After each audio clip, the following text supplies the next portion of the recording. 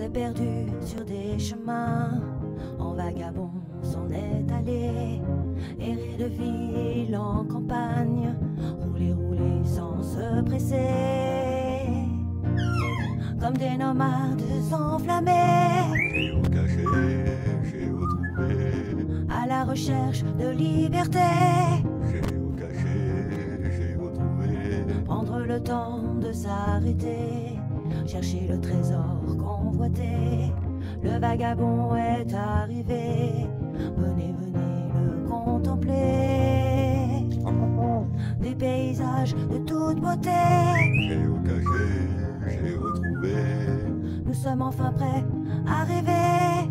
géocaché, géotrouvé, Géo trouve-nous dans nos voyages, toutes ces merveilles inespérées. Dans cette quête vous racontez tout le récit de nos contrées. Allez, allez nous retrouver, géocaché, géotrouvé, vous apporter de la gaieté. géocaché, géotrouvé, Allez, venez, venez vous amuser. géocaché, géotrouvé.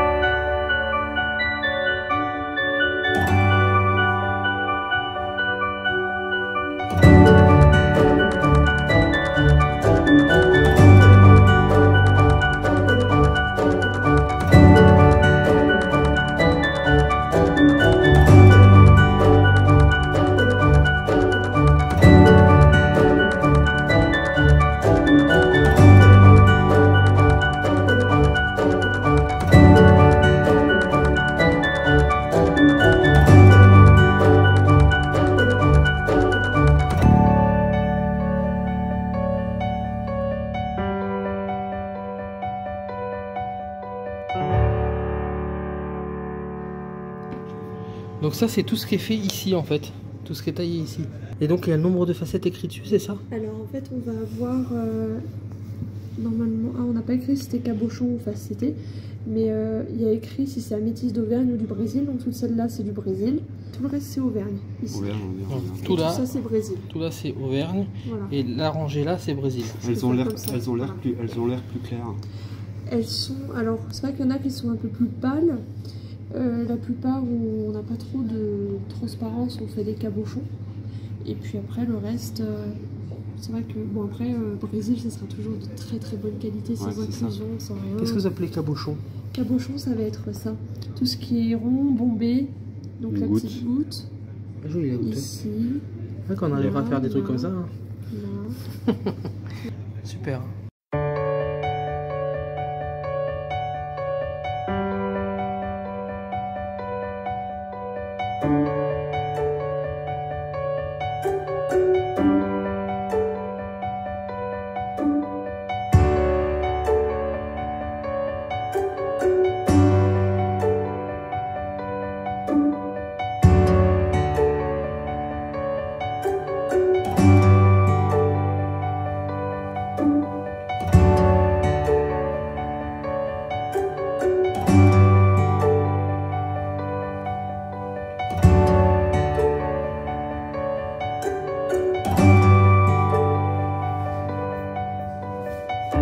regarde, on voit dans l'écran.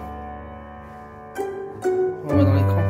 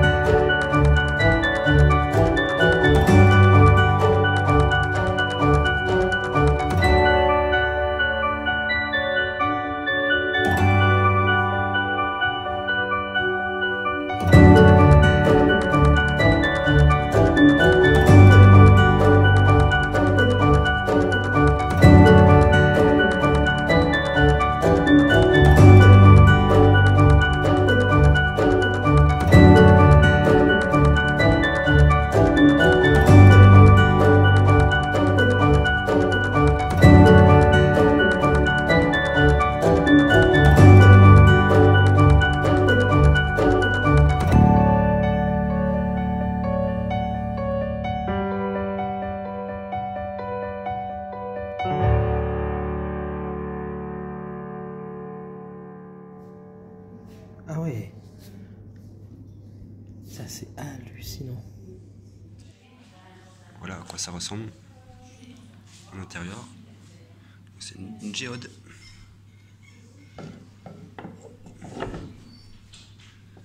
Voilà, bien remis en place. Nous allons pouvoir faire un peu joujou avec du sable interactif. On va voir ce que c'est parce que j'ai vu ça, j'ai dit je suis curieux, j'ai dit je veux savoir ce que c'est. C'est un bac à sable interactif, ça a été un projet réalisé avec des anciens collègues. Ah oui, je crois que c'était là-dessus, d'accord, il y a quelque chose en dessous, d'accord. C'est ça, c'est un bac à sable, donc c'est du sable, tout simplement. Ah, je vais poser ça par là, hop. Je vais tester faire joujou. Oh, je Vous pouvez toucher, hein, tout simplement, du sable, c'est pas plus banal que ça. Ah, et en plus c'est tout...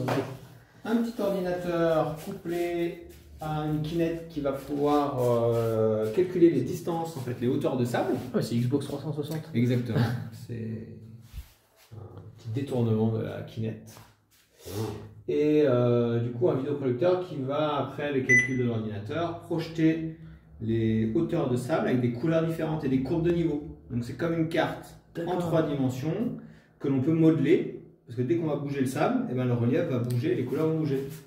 C'est ça qui est interactif. Je vais voir ce que je vais faire. C'est un projet qui a été développé par des chercheurs américains au départ, et qui du coup on a reproduit avec un logiciel qui est libre. Donc, il faut juste bidouiller un petit peu, bricoler pour faire le bac à sable, et puis accrocher les différents éléments, faire un peu d'informatique pour paramétrer le tout, et puis du coup on va voir le résultat. C'est vous qui l'avez fait du coup, le paramétrage et tout, c'est vous qui avez Ouais, fait? c'est ça, ça a été tout fait maison quoi, avec des anciens collègues. Ça c'est l'écran. Ça c'est l'écran. Tu vois déjà les reliefs, ça. Et là du coup c'est parti. Alors je vais baisser un peu la hauteur du sable. Ouais, trop bien. Voilà, pour avoir un peu plus de relief. Je suis Dieu, je fais des Alors, vous allez voir, vous êtes Dieu. Parce que là on va faire comme ça. On va faire par exemple une montagne. Allez. On peut y aller hein. Alors pour éviter de soulever le sable pour pas qu'il fasse de poussière, parce que autrement le vidéoprojecteur il n'aime pas beaucoup ça la poussière. Il peut s'arrêter. Ah Ouais, puis du coup, on fait des Donc là, cratères du coup. donc là, par exemple, on va faire une grosse montagne. On va y aller. Hop. Donc ce qui est bleu, c'est ce qui est censé remonter La mer. l'altitude en dessous de zéro. D'accord. Et puis toutes les autres couleurs, plus on monte, plus on va aller vers le blanc, et puis après à la neige à la haute altitude. Ah ouais, puis c'est blanc, c'est... Ah oui, c'est la neige. Wow. Attention, quand Dieu s'énerve. C'est ça, parce que du coup c'est quoi un cratère? C'est un creux dans des montagnes. Et du coup, on peut avec cette petite machine, c'est bien fait quand on le dos, comme ça, faire tomber des liquides. Donc là, au l'occurrence, je vous ai mis, il y a là, parce qu'on est censé faire un volcan. Est-ce qu'il faut faire ça pour plus tard que... Alors en fait, pour faire tomber un liquide, en fonction de celui que j'ai paramétré, là de la lave, et du coup, il faut que je mette à peu près le point fermé à peu près à 50 cm au-dessus du sable, un petit peu moins. J'ouvre le point, et du coup là ça va faire tomber le liquide. Je mets par là, hop, voilà. Super. Voilà. Donc là on peut remplir le lac de lave, allez-y. Hein. Comme ça le fait. Voilà, ouais, hop, voilà. Là, on peut faire couler le...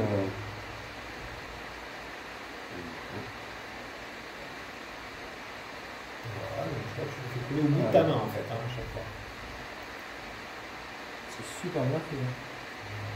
Après, par exemple, on peut dire il y a un effondrement du volcan. On va faire une petite vallée, on va aller faire couler la lave dans la zone la plus basse. Je vais couler dans une vallée, donc après elle va tourner sur le côté. C'est réaliste sur comme la pente. ça fait comme si c'était on l'a fait couler de lave en fait, qui descend tout doucement en fonction de la vallée où elle va. Quoi. Alors ça, pour faire la lave, c'est une petite adaptation. Au départ, le logiciel, c'est surtout pour faire les bassins hydrographiques, c'est-à-dire pour voir l'écoulement de l'eau sur les montagnes d'un côté ou de l'autre. On va pas trop rire. Ça va stopper là. Ouais. Il suffit d'en rajouter là. Alors là, Non, stop. Ah, il a quand même réussi à monter un peu. c'est-à-dire que le masse de lave qui arrive là, il y a aussi moins. Donc, Ça remonte, là.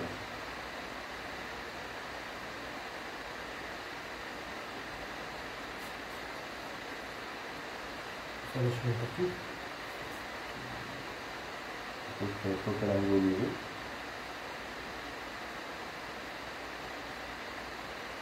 C'est vraiment trop bien fait. ça permet de faire sur les paysages, l'évolution des paysages. C'est ça. Les paysages, par exemple, on va pouvoir la filer, puis expliquer ce que c'est qu'une paysage qui devient une montagne. Sinon, c'est plus dur que la roche. Ah ouais, regarde ce que ça fait. Voilà la couleur qui change. Alors, on n'arrive pas à faire des interactions avec de l'eau et de la lave, parce qu'on ne veut pas faire les deux liquides en même temps. Là, je vous ai montré avec de la lave. Ouais. Je vais vous l'enlever. Donc, on va toucher la lave. Et on va pouvoir faire ça avec un autre liquide, de l'eau. Donc là, on va voir que ça va couler plus vite. Genre un geyser. Water. Hop, parce que là, c'est plus de la lave, c'est de l'eau. Wow. L'eau, elle va bien par les bons endroits. Voilà. Donc là, il faut qu'il la pente. En fait, ça prend des films ici, quand il y a le barrage qui se pète, là, ça prend C'est ça. Ouais. C'est vraiment pour ça remonte quand Chacun a des positions de volume différentes.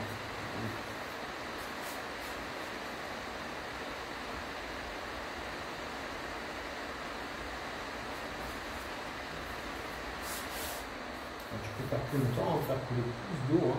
Voilà. Ah ouais, d'accord. Voilà, faire plus de quantité. Ça suit pas. Un mécanisme de flux. C'est ça. Voilà. Il n'y a pas beaucoup de temps sur ce côté. Il va faire couler par ici.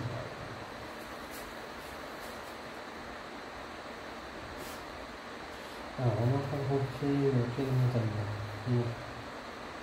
Là, une montagne d'altitude assez haute comme ça, on serait plutôt sur un volcan, un peu isolé, un volcan qui serait éteint, avec de la mer tout autour. Ça peut être par exemple l'île de la Réunion, le Piton des Neiges, qui est en activité. Comme la fournaise. La fournaise est en activité, donc on aurait de la lave. Donc c'est ça qui crée des fois des lacs en fait au-dessus de certains volcans, justement comme le Pavin, par exemple, voilà, est un lac qui s'est formé sous la cratère volcanique. Vous connaissez un peu l'histoire du lac Pavin au niveau spiritualité? Au niveau, on va dire, légende, il y a beaucoup de légendes du lac Pavin. C'est comme c'était un lac qui, en fait, il y a une éruption, comme je vous parlais à la balade, qui s'appelle l'hydrobictique, c'est la de gaz. C'est assez impressionnant parce que du coup, il va y avoir des éclairs. En fait, il y a une ionisation de l'air. En fait, juste sur le lac, on a des éclairs, un orage qui va se former. Donc, du coup, ça a vraiment été impressionnant pour les gens. Et puis le gaz CO2, quand il coulait, il pouvait créer des phénomènes d'intoxication où les gens pouvaient un peu tomber comme dans le coma pendant parfois quelques heures, quelques jours, puis se réveiller. Donc ça a créé vraiment tout un tas de légendes après l'intoxication était terminée. Donc comme on ne comprenait pas le phénomène scientifique, en fait, du coup, il y avait beaucoup de légendes. Et il y a un scientifique, Michel Mévec, qui a travaillé sur cet aspect-là. C'est très intéressant parce qu'il a collecté en fait un tas d'histoires autour du lac Pavin, des histoires du diable. Voilà, la chaise du diable.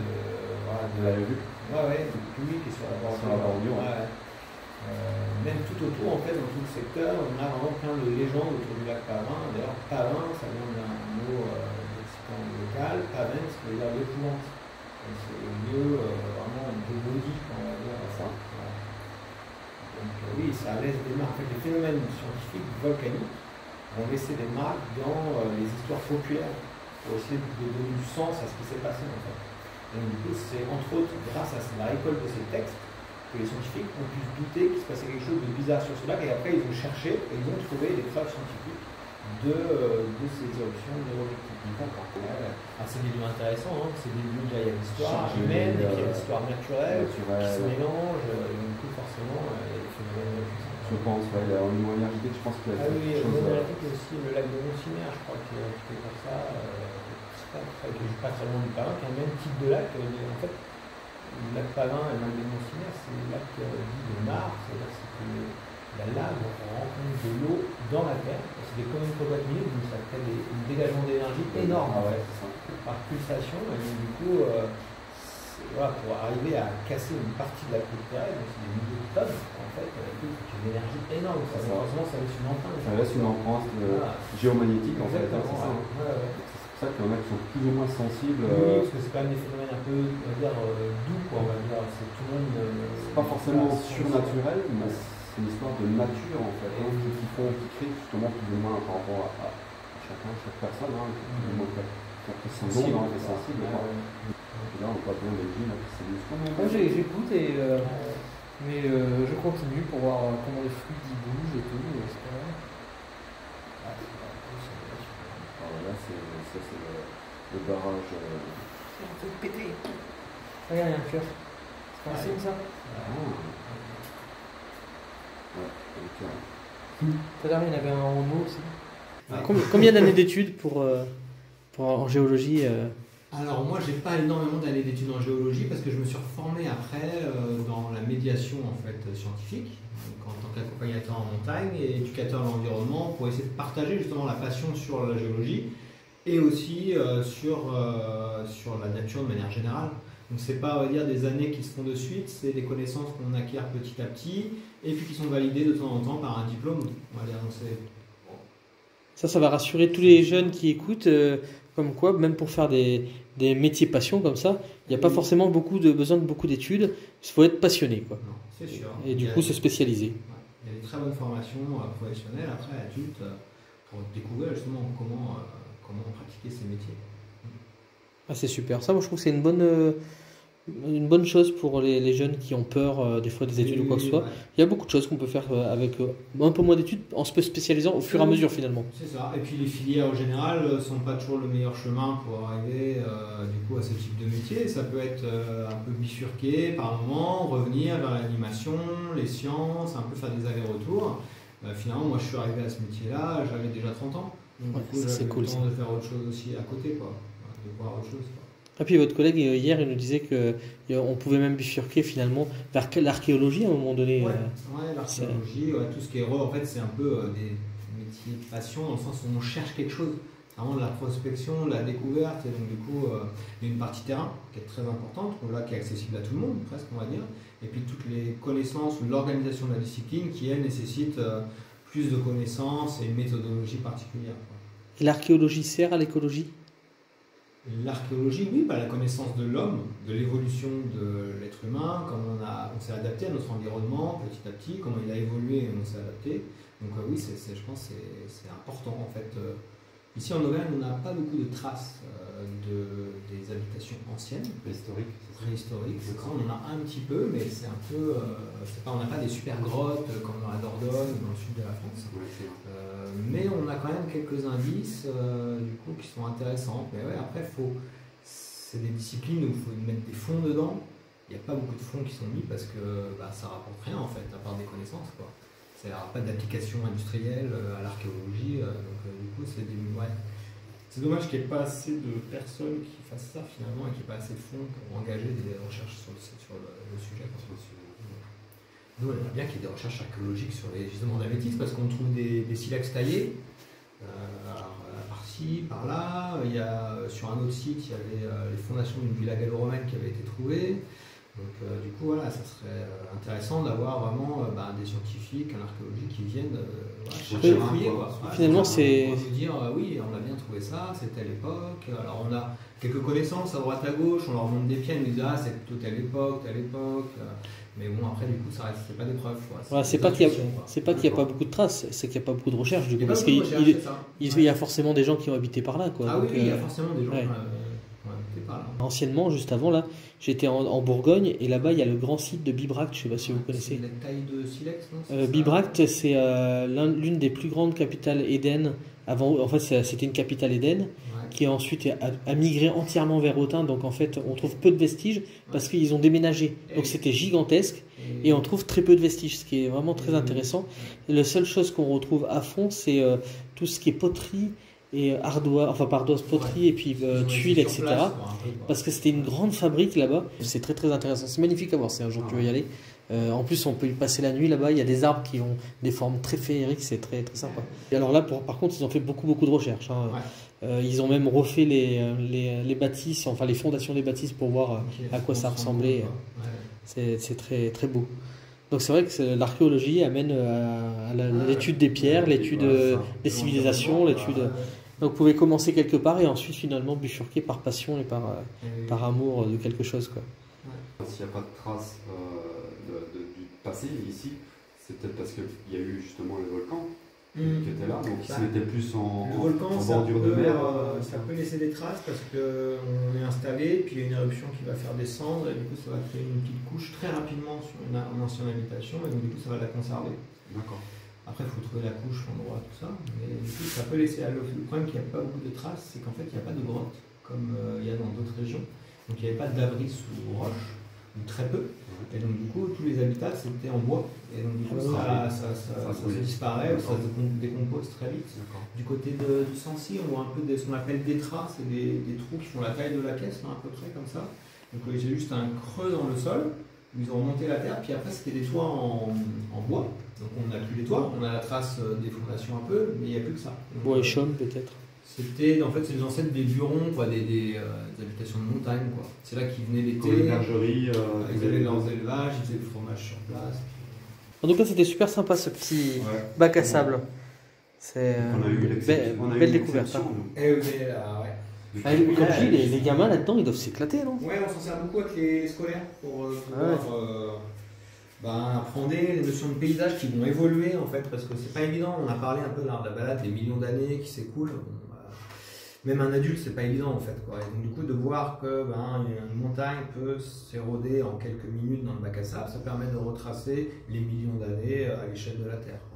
Là, c'est vraiment un plus ici. J'ai bien fait de demander parce que c'est vraiment un plus, hein, je trouve. Ouais, t'as bien fait, c'est ça. Ouais. Et là, c'est pour expliquer avec ce qui est fait. Ça, c'est tout ce qui est fait, on peut faire avec le quartz. En fait, le quartz, vous connaissez les bouteilles de verre, les ampoules, on va dire le verre classique. Donc ça, c'est fait avec du quartz, avec de l'acide.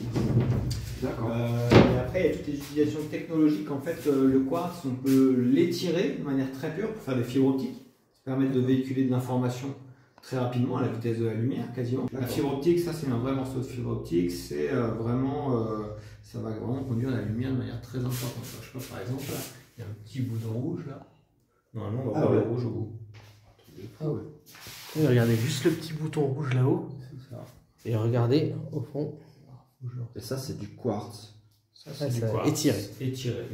Mais comment? En fait, il est malléable, mais jusqu'à un point de rupture. En fait, là, on est vraiment dans l'industrie, quoi. Du coup, on transforme la matière un peu, en fait, et on va l'étirer très longue. Elle est même engainée par quelque chose d'isolant pour pouvoir mettre plusieurs fibres. En fait, là, il y a plusieurs fibres, les unes à côté des autres. Chacune est engainée dans une petite gaine.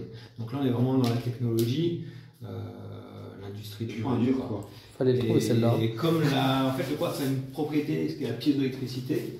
C'est-à-dire que si je coupe le quartz, donc mon cristal de quartz selon une certaine angle, que j'en fais une petite plaque, que je passe un courant électrique à l'intérieur, elle se met à vibrer la plaque. Donc du coup, elle est tout le temps à la même fréquence, qui est de 52 000 Hz, c'est-à-dire 52 000 fois par seconde. Ah, c'est pour ça pour les montres, ce que vous disiez, les montres à quartz. Voilà. Elles permettent de compter le temps, en fait. Et le contraire aussi est vrai, c'est-à-dire que si on prend une petite plaque et qu'on la déforme, qu'on les fait bouger les unes par rapport aux autres, bah, ça va créer un courant électrique. Les panneaux solaires. Donc les panneaux solaires. Les panneaux solaires, c'est ce qu'il nous expliquait. En fait, toi, j'ai travaillé dans l'horlogerie, mais je ne savais pas le lien avec le quartz, de nom de montre à quartz. Ouais. Là, je viens d'apprendre en fait quelque chose. Et C'est un truc de fou. On en apprend tous les jours. Ouais, ça a été j'ai travaillé. développé pendant la Seconde Guerre mondiale au départ pour faire des radars. En fait, comme ils maîtrisaient la vibration, donc ils pouvaient envoyer une onde avec une vibration particulière et ils savaient que quand elle revenait, ils pouvaient écouter telle fréquence, ils savaient que c'était leur onde. Ah, Donc ils ouais. pouvaient voir Ils s'il voulaient y faire un avait sonar, quoi. un autre Un objet une ou un- montagne sous-marine, en fonction de la forme de l'onde de retour, ils pouvaient c'est ça, déterminer la forme. un bateau, voilà. Ouais, C'était d'accord. une application vraiment au début de l'armée, quoi. Puis après, ça s'est démocratisé à la fin de la guerre pour être complètement commun actuellement. C'est comme les microprocesseurs des ordinateurs, en fait, c'est des petites plaques de quartz qui vibrent et qui comptent, en fait, tout simplement. Donc, Puis on s'en rend pas compte en fait, vu que c'est du quotidien. Eh ben Pour non. nous, c'est. oui. c'est Et puis aller savoir comment marche un ordinateur, bon, voilà, c'est devenu un peu plus compliqué pour Ouais, nous, quoi. Au début, tout à on fait. pouvait peut-être un peu comprendre les principes. Maintenant, c'est miniaturisé, c'est extrêmement complexe. C'est ça qui Et donc c'est pour ça qu'il y a les panneaux solaires, photovoltaïques, les lampes là. Les LED. panneaux photovoltaïques, hein, parce que le panneau solaire, c'est ce qui va servir à chauffer de l'eau. Oui. Ah, donc là, on est dans l'utilisation de Pardon. l'énergie solaire. Donc quand on parle de. Oui, nous on a l'électricité au panneau solaire. On- c'est pas ça. Photovoltaïque. Ouais, c'est ça. Donc en fait on se plante quand on discute C'est en fait c'est Après, c'est dans c'est le une langage. vulgarisation. C'est ça, mais c'est vrai que quand on Mais veut c'est rester dans le ouais. terme. Et puis maintenant, on a les deux, quoi. C'est-à-dire que des gens vont installer des panneaux solaires pour chauffer l'eau chez eux et d'autres des panneaux photovoltaïques pour les deux, quoi. Merci beaucoup pour votre réception sur nous, hein, sur notre chaîne. Déjà entre Benjamin Géotrounou et puis moi Steve Timnusser. Donc merci de votre accueil dans tous les cas. C'était vraiment merci beaucoup. Est-ce que vous auriez un petit mot à dire éventuellement aux personnes qui regardent? Oui, du coup, juste que c'est un endroit merveilleux ici et que je les invite à venir s'ils veulent découvrir ces gisements, ce petit bout d'Auvergne qui mérite d'être découvert, je pense, un peu caché. Et du coup, au plaisir de vous rencontrer et de vous voir sur le site. Merci beaucoup. Et puis, ma foi, n'oubliez pas de mettre le petit pouce si ça vous a plu. Et puis un petit commentaire, voilà. Et puis, je vous invite vraiment à venir faire un petit tour à la maison de la Métisse, qui se trouve où exactement? Au château de Montfort, au Vernay-Chaméanne, dans le Livradois.